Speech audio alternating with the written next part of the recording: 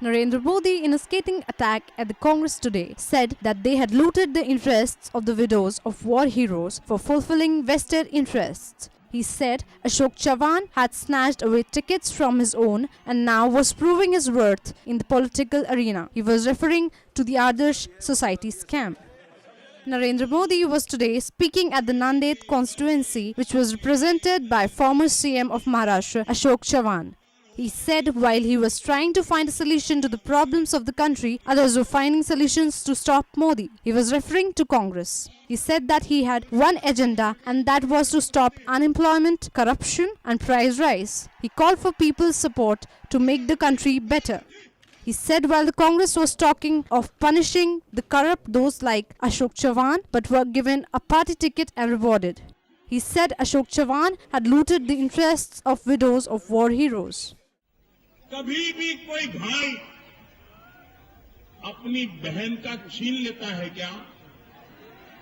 जरा मुझे बताइए, कोई भाई अपनी बहन का छीन लेता है क्या?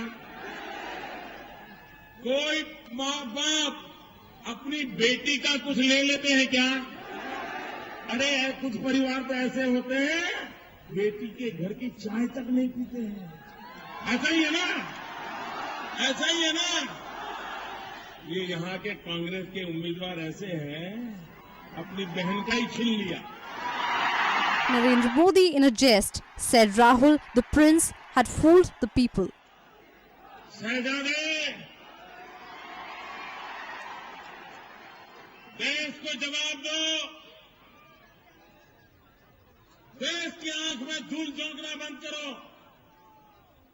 आपने दिल्ली में पत्रकार परिषद करके कहा था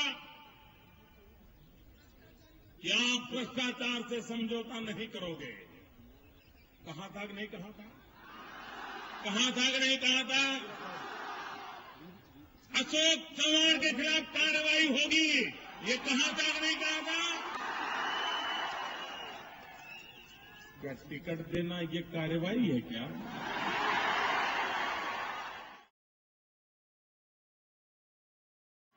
बेशर्मी की हद तो देखो।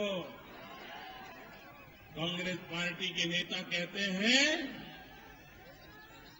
कानून उनको चुनाव लड़ने से कोई रोक नहीं सकता है।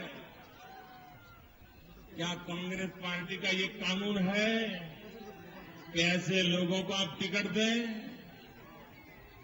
सारे आदर्श उम्मीदवार हैं कांग्रेस के, सारे आदर्श। This report was brought to you by NNIS.